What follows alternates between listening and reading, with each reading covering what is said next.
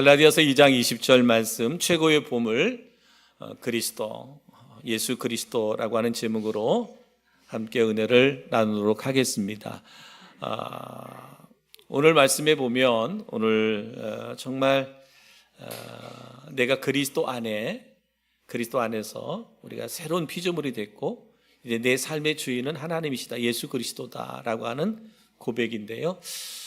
어쩌면 오늘 이렇게 하나님께서 우리 교사들의 특성을 들었는데 늘 저희 교회가 그렇게 추구하는 것들이 바로 다음 세대 어린이들, 학생들, 청년들을 세워가는 것인데 오늘도 보니까 특성하신 교사들 보니까 한 23명 정도가 되는 것 같습니다.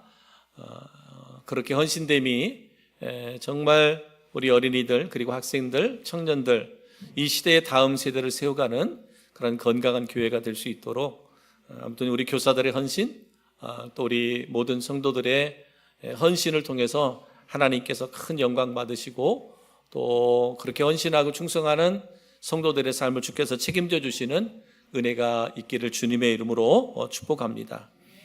여러분, 예수님을 믿는다고 하는 것은 그냥 교회 다니는 것만을 의미하지 않습니다. 예수를 믿는다고 하는 것은 어떤 삶의 혁명, 이제 혁명이란 말이나 그죠?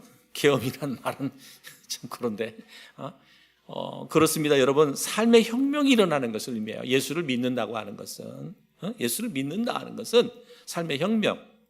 그러니까 완전히 내가 바뀌는 것을 말하는 거죠. 완전히 내가 새로운 사람으로 바뀌어지는 것을 바로 예수를 믿는다라고 하는 것이죠. 지금까지 내가 살아왔던 삶과는 전혀 다른 세계의 삶을 사는 것을 의미합니다. 우리가 예수님을 믿기 전에, 예수님을 만나기 전에는 육적인 존재로 이렇게 본성을 따라, 육신의 본성을 따라 사는 존재였지만 이제는 영적인 존재가 돼서 영성을 따라 살아가는 그런 존재가 되었습니다. 한마디로 말하면 예수님을 믿는 그 순간부터 인생의 주인이 바뀐 거죠. 그죠? 삶의 주인이 바뀐 거예요. 내가 예수님을 믿는다고 고백하는데 여전히 내가 주인이라면 과연 그 믿음이 바른 믿음이라고 고백할 수 있을까? 그래서 참된 신앙이라고 말할 수 있을까? 그죠? 아직도 우리는 뭐 자라가야 되니까, 성숙되어야 되니까 이렇게 말하는 분도 있을런지 모르지만 그렇지 않습니다.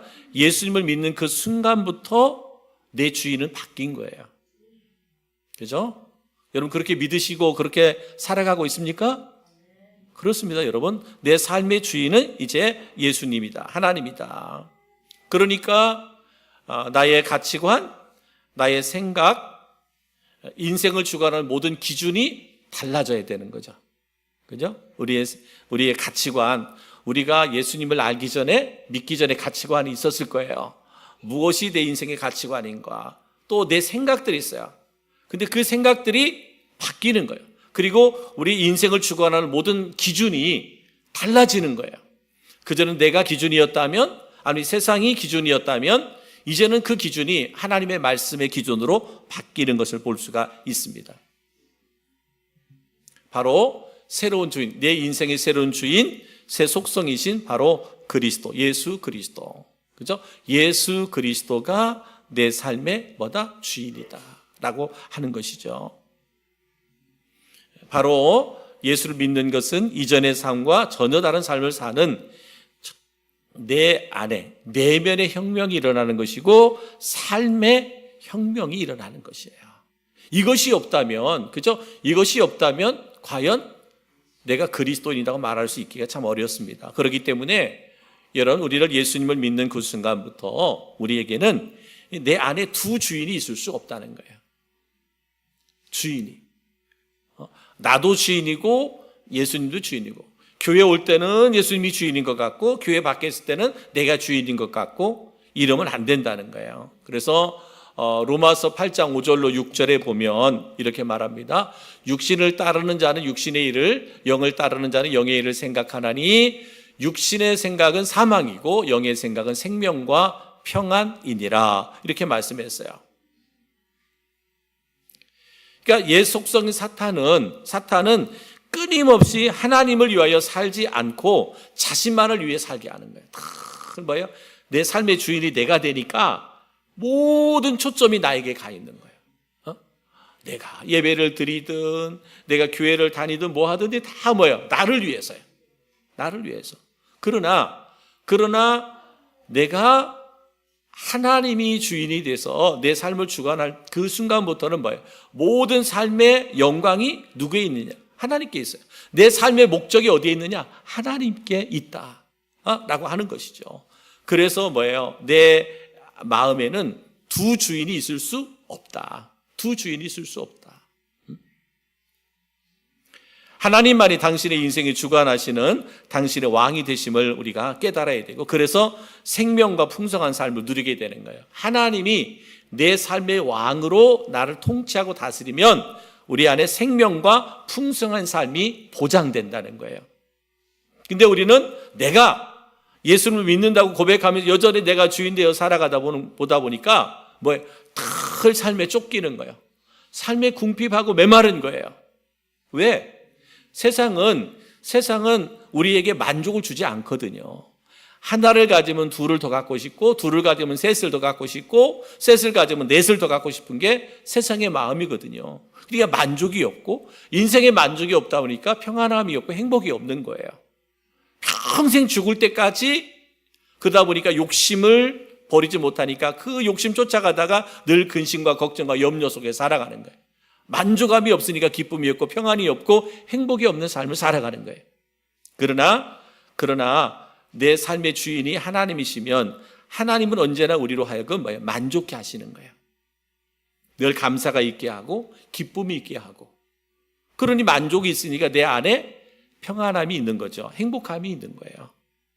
풍성함이, 그래서 그 삶이 풍성함이 있게 되는 것이다 라고 우리 성경은 우리에게 교훈하고 있습니다. 근데 중요한 것은 뭐냐면, 우리가 이렇게 삶을 살아가는데 하나님이 내 인생의 주인이에요. 그러면 하나님의 뜻대로만 살아가는 성도여야 되는데 사실 그렇지는 않잖아요. 그렇지 않아요. 근데 여러분, 내 안에 옛 속성은 자신을 즐겁게 하는 것을 찾고, 새 속성은 하나님을 찾고 하나님의 영광을 위해서 살아가는데, 그러다 보니까 두 마음이 계속 싸우는 거예요. 두 마음이 내가 좀 더 하나님의 뜻을 쫓아야 되는데, 말씀을 쫓아야 되는데 그렇지 못한 것 때문에 갈등이 생기는 거예요. 여러분, 내 안에 그러한 갈등이 있다라고 하는 것은 내가 구원받은 증거이기도 합니다. 간접적인 증거이기도 합니다.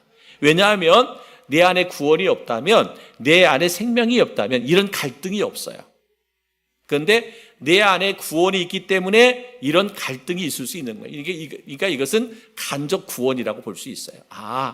내가 구원을 받았지만 아직 완전하지 못해. 그러나 완전하지 못하지만 그것 때문에 갈등은 하는 거예요. 내가 하나님의 뜻을 쫓아 살아야 되는데, 내가 하나님의 영광을 위해 살아야 되는데 그렇게 살지 못하는 것 때문에 갈등이 생기는 거예요. 갈등이 있다라고 하는 것은 그만큼 내가 구원받은 증거가 된다. 간접적인 증거가 된다는 거예요. 근데 내 안에 구원이 없는 사람들은 갈등하지 않습니다. 그냥 내 욕망을 따라 그냥 아무런 마음에 꺼리낌이 없어요. 불편함이 없어요. 예배를 드려도, 주일을 범해도, 내가 말씀대로 순종하지 않아도 마음에 아무런 거부감이 없어요. 불편함이 없어요. 이거는 뭐예요? 그 안에 아직 구원이, 생명이 없다라고 증거라고 볼 수도 있습니다. 갈라디아서 5장 17절에 이렇게 말합니다. 육체의 소욕은 성령을 거스리고 성령은 육체를 거스리나니 이 둘이 서로 대적함으로 너희가 원하는 것을 하지 못하게 하려 함이니라.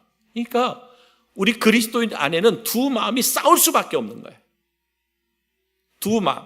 그렇죠? 육체의 소욕은 성령을 거스리고 성령은 육체를 거스리나니 이 둘이 서로 대적함으로 너희가 원하는 것을 하지 못하게 한다. 그러나 중요한 것은 뭐예요? 그러나 성도는 뭐예요? 성령을 따라 행해야 된다라고 하는 것을 말씀하고 있습니다. 갈라디아서 5장 16절에 내가 내게 이르노니 너희는 성령을 따라 행하라. 그리하면 육체의 욕심을 이루지 아니하리라. 두 마음이 싸움이 있단 말이에요. 그런데 그 두 마음이 싸울 때 무엇을 쫓아라? 성령을 따라 행하라. 성령을 쫓아 행하라. 성령을 쫓아 행할 때, 그리할 때 육체의 욕심을 우리가 이루지 아니한다. 다르게 표현하면 성령을 따라 행하면, 성령을 쫓아 행하는 사람은 반드시 승리할 수 있다. 인생의 승리자가 될 수 있다라고 하는 그런 말씀이에요. 사랑하는 성도 여러분 안에 두 마음이 싸움이 일어나거든 그때마다 뭐예요? 성령을 쫓아 행할 수 있는 우리 성도들 되기를 주의 이름으로 축복합니다. 바로 새로운 삶의 주인, 바로 예수 그리스도라는 거죠. 우리 함께 읽었던 갈라디아서 2장 20절 말씀 보면 그렇게 표현하고 있습니다.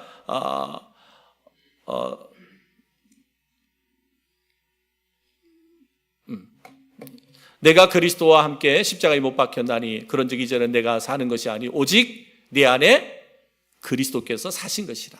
이제 내가 육체 가운데 사는 것은 나를 사랑하사 나를 위하여 자기 자신을 버리신 하나님의 아들을 믿는 믿음 안에서 사는 것이라 라고 말씀하고 있습니다. 그리스도가 내 안에 계시다는 거죠. 그죠? 그분이 내 안에 주인으로 오셨다라고 하는 것입니다. 그렇기 때문에 예수 그리스도는 내 안에 새로운 속성이에요. 예수 그리스도가 내 안에 새로운 속성. 한마디로 말하면 예수 그리스도가 하나님이 내 삶의 주인이고 속성이다. 그렇기 때문에 뭐예요? 그리스도인에게는 불가능한 일이 없는 거예요. 왜? 하나님은 전능하시잖아요. 그죠? 전능하신 하나님이 내 삶의 주인이시다. 내 안에 주의 속성이 있다라는 거예요. 그렇기 때문에 우리에게는 여러분 불가능한 생각만 있을 뿐이에요. 나는 할 수 없다는 생각만 있을 뿐이지, 그러나 내 안에 계신 하나님의 능력이 내 안에 함께하기 때문에 나는 모든 것을 할 수 있다라고 하는 거예요. 그래서 우리가 잘 아는 빌립보서 4장 13절 말씀에 내게 능력 주시는 자 안에서 내가 모든 것을 할 수 있느니라 라고 말씀한 거예요. 나는 못해, 나는 할 수 없어 라고 하는 생각만 있을 뿐이지 그리스도인에게는 불가능이 없다. 왜? 내 안에 거하시는, 내게 능력 주시는 그 주님 안에서, 하나님 안에서 내가 모든 것을 할 수 있기 때문에 그렇습니다. 믿음이라고 하는 것은 무엇이냐? 믿음이라고 하는 것은 지금까지 내가 주인이었던 삶을 포기하고 오직 내 안에 살아계신 그분을 항상 신뢰하고 의지하면서 살아가는 거예요. 내 삶을 포기하고 그분의 뜻을 잘 분별하고, 그래서 그분을 신뢰하고 그분을 의지하고 그분께 모든 것을 맡기며 살아가는 삶이 바로 믿음의 삶이다. 그렇기 때문에 우리 그리스도인들은 언제나 내 삶의 주인 대신 그리스도 중심, 하나님 중심으로 변해야 돼요. 하나님이 중심이 되는 삶을 살아야 돼요. 그러니까 늘 우리가 강조하는 말씀처럼 여러분, 내가 그리스도를 사용하려고 하면 안 됩니다. 내가 종이 주인을 부리면 안 되잖아요. 그죠? 옛날에 뭐예요? 다 주인이 종에게 말씀하는 거예요. 우린 다 그리스도의 종이에요. 내 삶의 주인이 하나님이에요. 그러면 뭐예요? 내가 하나님을 부리는 사람이 아니라 하나님이 나를 사용하실 수 있도록 해야 돼. 그리스도께 순종해야 된다. 그때에 뭐예요?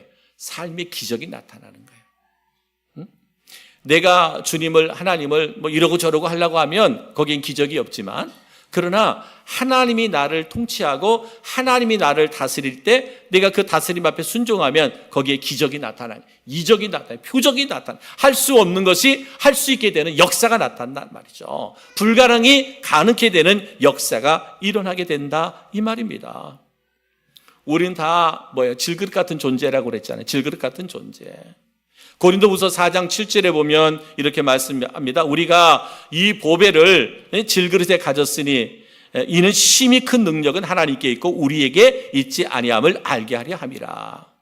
보배를 질그릇에 가졌는데 그 보배는 큰 능력이 누구에게 있다? 하나님께 있다라고 말씀하고 있습니다. 여러분, 우리가 믿음을 가지고 살아간다고 하는 것은 우리는 사과의 씨 속에서 우리는 사과나무를 보는 것과 같은 거예요. 사과의 씨를 보잖아요. 씨에서 뭐를 본다? 사과나무를 본다라는 거예요. 사과나무를. 우리는 지금 사과나무가 심겨져 있는 것을 보는데 사과나무에서 우리는 또 뭘 볼 수 있어요? 열매를 볼 수 있는 거잖아. 그게 이제 봄이 되면 꽃이 피고 거기에 열매가 맺고 가을이 되면 그 풍성한 사과가 열리게 되는 거예요. 그러니까 씨에서 우리는 사과나무를 보는 것, 그리고 사과나무에서 그 풍성하게 맺은 열매, 사과나무 열매를 보는 것, 이것이 뭐다? 믿음이라는 거예요. 믿음. 내 안에 보배가 있어요. 그가 예수 그리스도잖아요. 내 안에 최고의 보배인 그리스도가 내 안에 있단 말이에요. 그리스도가 내 안에 있다라는 것은 사과나무 씨에서 사과나무를 보고 열매를 보는 것처럼 그리스도가 내 삶의 주인이기 때문에 나를 통해서 일하시는 하나님의 놀라운 역사들을 볼 수 있는 게 믿음이에요. 지금의 나는 보잘것없죠. 볼품 없을 수도 있어요. 여러분, 사과씨가 뭐 볼품이 있어요? 아무것도 아니잖아요. 근데 그 씨에서 우리는 사과나무를 보는 것이고 열매를 보는 것처럼 내 안에 보배이신 그리스도가 계시기 때문에 나는 볼품 없고 보잘것 없을런지 몰라요. 근데 내 안에 보배인 씨 예수 그리스도가 있단 말이에요. 전능하신 하나님이 내 안에 계시단 말이에요. 그렇기 때문에 우리가 그 하나님, 보배이신 그 주님의 뜻대로 살아가다 보면 그분이 뭐예요? 그분은 무한하시다 그랬잖아요. 무한하시다. 사과나무 그건 뭔지 모르잖아요. 사과나무가 이게 뭔지 모르잖아. 씨에서 어떤 사과나무가 열린지 모르잖아요. 열리지 못해요. 뭔지 몰라요. 근데 뭐예요? 어떤 사과나무 씨를 심느냐에 따라서 사과나무가 다르잖아요. 열매가 다르잖아요. 그죠? 지금 우리 눈으로는 잘 모르지만, 전문가는 알 수 있을는지 모르지만 우리는 볼 수 없잖아요. 씨가 중요하잖아요. 어떤 씨를 심느냐에 따라서 사과나무도 어떤 사과나무가 자라는지, 어떤 열매가 맺히는지는 그 씨에 따라 달라져요. 그런데 내 안에 예수 그리스도가 보배라는 거잖아요. 씨라는 거예요. 근데 그 하나님, 예수 그리스도 어떤 분이에요? 전능하신 분이잖아요. 무에서 유를 창조하시는. 그러니 여러분, 내가 세상적으로 가지고 있는 조건이 중요한 게 아니라 뭐가 더 중요해요? 내 안에 계신 보배가 더 중요한 거죠. 내 안에 계신 보배이신 예수 그리스도가 더 중요한 거예요. 그렇기 때문에 여러분, 우리는 예수 그리스도가 내 삶의 주인으로 역사할 수 있도록 그분께 나 자신을 내어드리는 것. 그러니까 쉽게 말하면 지금까지 내가 주인 되어 살아왔다면 이제는 그 주인이 바뀌어야 된다는 거예요. 누구로? 예수 그리스도로. 예수 그리스도로 바뀌어야 된다. 그럴 때 우리에게서 뭐가 맺혀지는 거예요? 성령의 열매가 맺어지는 거죠. 오직 성령의 열매는 사랑과 희락과 화평과 오래 참음과 자비와 양성과 충성과 온유와 절제니 이 같은 것을 금지할 법이 없느니라. 내 안에 성령이 계심으로, 성령이 충만함으로 우리의 삶에서 뭐예요? 성령의 열매가 맺어지게 돼 있다. 사랑하는 성도 여러분, 기억하십시오. 내 삶의 주인은 누구다? 하나님이다. 내 삶의 주인은 바로 예수 그리스도다. 질그릇같이 연약하고 끼어지기 쉬운 내 안에 보배이신 예수 그리스도가 계시다. 그렇기 때문에 우리는 언제나 예수 그리스도가 주인되고 예수 그리스도의 중심의 삶을 살아가는 거예요. 이것이 우리 인생의 혁명인 거예요. 완전히 새롭게 바뀌어지는 혁명인 거죠. 그 예수 그리스도 중심의 삶, 바로 그 예수 그리스도를 신뢰하고 의지하고 맡길 수 있는 삶이 여러분 가운데 있기를 주의 이름으로 축복합니다. 그러면 성령의 열매가 풍성하게 맺어지게 된다, 이 말입니다. 다시 말하면 사과 씨에서 사과 나무를 보는 것처럼 또 열매를 볼 수 있는 것처럼 내 안에 계신 주님을 우리가 바로 보게 되면 바로 우리 안에 이와 같은 나무가 보여지고 열매가 보여진다는 거예요. 올 한 해도 이렇게 하나님께서 우리를 인도해 오셨어요. 축복해 오셨어요. 때로는 우리의 영의 눈이 가리워져서 이것이 무엇인지 모를 수도 있습니다. 그러나 다시 한번 오늘 이 말씀을 통해서 다시 한번 내 삶을 되돌아보시고 2025년도를 맞이하면서 여러분 다시 한번 나는 질그릇 같은 존재이지만 내 안에 보배이신 그리스도가 계시다. 그분이 내 인생의 주인이다. 그분의 주권 앞에 순종함으로 살아간다면 여러분의 인생은 가장 멋있는 인생, 축복된 인생, 승리하는 인생을 살게 될 줄 믿습니다. 이런 은혜가, 이런 축복이 있기를 다시 한번 주님의 이름으로 축원을 드립니다.